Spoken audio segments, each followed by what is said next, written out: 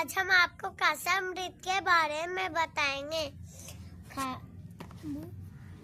खांसी में आराम, सूखी और बलगम वाली दोनों तरह की खांसी में राहत देता है।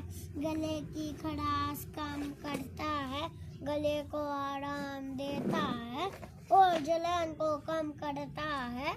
बलगम बाहर निकालने में सहायक, छाती में जमा कफ को ढीला करके बाहर निकालने में मदद करता है।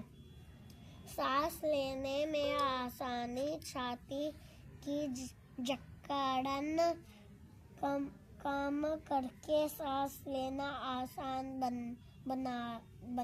बनाता है।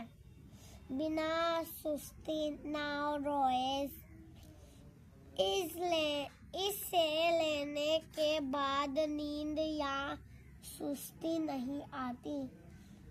लंबे समय तक राहत, खांसी से लंबे समय तक राहत देने में मदद करता है।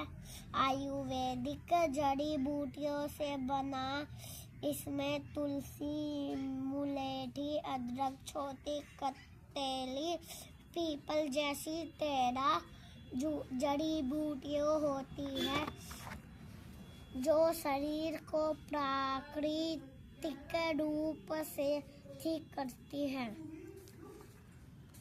Thank you.